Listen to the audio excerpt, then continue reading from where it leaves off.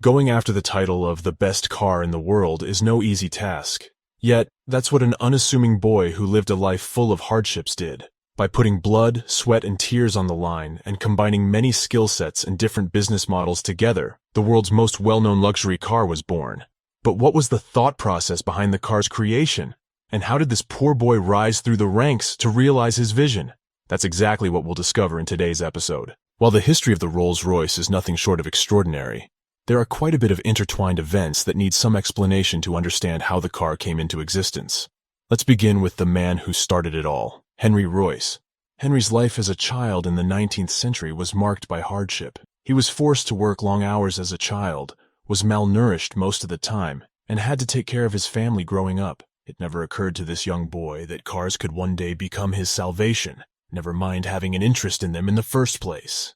Yet his rough childhood as a laborer taught him key handicraft skills that would serve him well in adulthood. It also tickled his fancy for tinkering with objects. Discovering and making use of small items during his long hours of work brought him immense joy. In fact, it was the only thing that allowed him to endure this hell. When Henry was 9 years old, his father died, leaving him in charge of caring for his family. That kind of burden left Henry with no choice but to work full-time. He didn't have time for school, so he dropped out. And worst of all, the Royces' family had gotten into massive debt before when Henry's father had opened a flour mill business. How was he supposed to pay off all the debt and keep himself and his family alive? At 15 years of age, Henry had only completed 1 year of schooling, and the future looked bleak. Finally, an intervention by his aunt saved the day, at least temporarily. Henry's aunt volunteered to pay for an apprenticeship at a railway company in Norway. It would at least give the young boy some education, help him upgrade his skills, and maybe, just maybe, allow him to eke out a living. It was here that Henry fell in love with producing objects. Some of his finest creations at his age were brass model wheelbarrows. While his aunt did her best, the money wasn't enough to cover the entire 4 years of the apprenticeship, so Henry had to drop out after 3 years. Finding himself again without work at 17, Henry went back to Britain and worked in Leeds with a tool-making company. Those skills he learned during his apprenticeship would prove to be very valuable here. And again, Henry went above and beyond in his work. Keeping up with the theme of struggle that defined his life, Henry would once again find himself working a new job after this one. This time, it was at the Electric Light and Power Company in Liverpool. Henry's incredible work ethic shined through, enabling him to outperform all of his coworkers while introducing him to electrical power components and everything associated with them.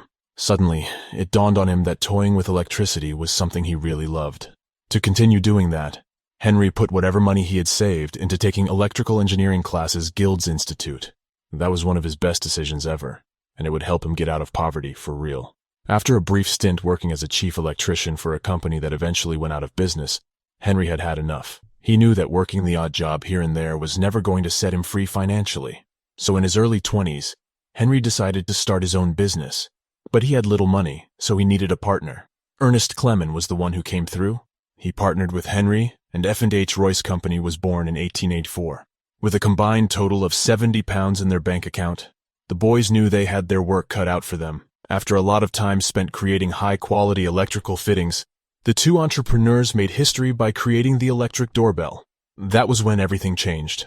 Now they were making money by selling these items, and that enabled them to go after more ambitious products such as generators and cranes.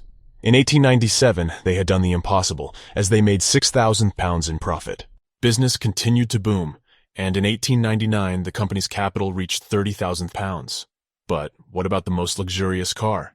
Didn't Henry want to create that? Of course he did, and that's what he set his sights on. Henry had an interest in automobiles before anyone did, and that alone was the reason why he was able to make so many innovative modifications to automobiles in his day. It wouldn't be long before Henry made his own cars in 1904. His passion for cars paved the way for the creation of the Royce 10 model of cars. Now here's where our story gets bigger. Henry's creation caught the attention of famous car dealer Charles Rolls. Remember, Henry still owned a successful business with his partner Ernest, but Charles was the person who shared his vision for creating high-quality, luxurious cars. While being polar opposites when it came to upbringing, the two men were alike in their mindset. The iconic Rolls-Royce brand was about to become a reality. The Rolls-Royce was the product of a lot of experiments, and the official Rolls-Royce company entered the business in December 1904.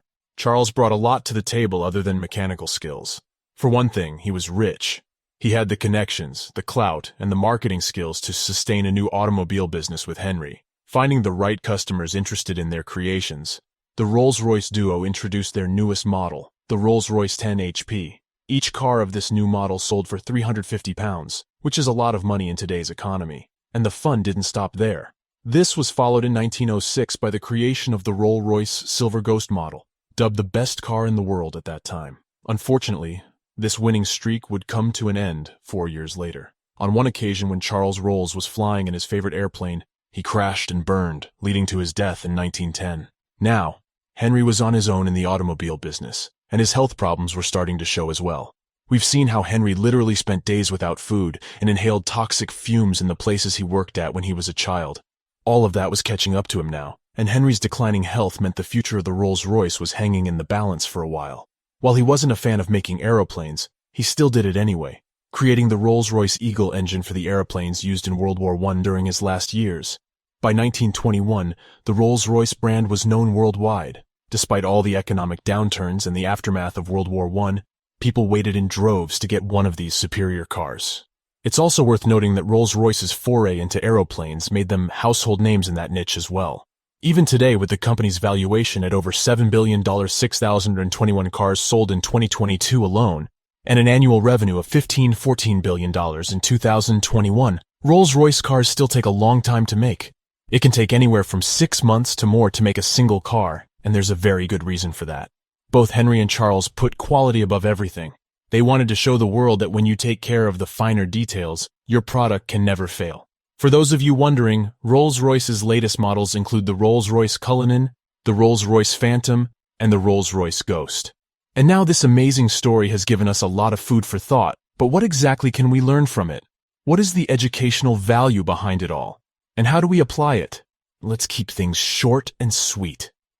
Upskilling yourself. We've discussed how Henry saved himself from certain doom in his childhood by learning useful handicraft skills. But he never stopped there. He continued learning more valuable skills when it was necessary. In other words, Henry never stopped upskilling. He kept learning more and more, and applied all he had learned whenever he could. In life, the last thing you want to do is to put all your eggs in one basket.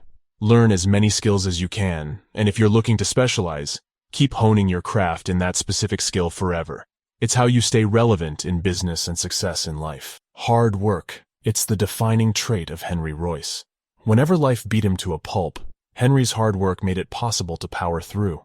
While it proved Sisyphean after 20 years, the endless struggle still played a role in making Henry a successful businessman. The moral here is obviously never to discredit the importance of hard work. When all else fails you, you only have one person to rely on to get you out of trouble. You. Quality first. A single Rolls-Royce car takes a long time to make, and that time goes into making sure everything is perfect or near perfect. If you want your product or service to gain recognition, emphasize quality above all else. Sure, you do need the numbers at some point in time, but the quantity shouldn't come at the expense of quality. And that's about it. The Rolls-Royce brand wasn't the product of a single person. It was actually two people who made it possible. If you're interested in learning about other brand success stories and great stories where people overcome the odds, watch the rest of our playlist.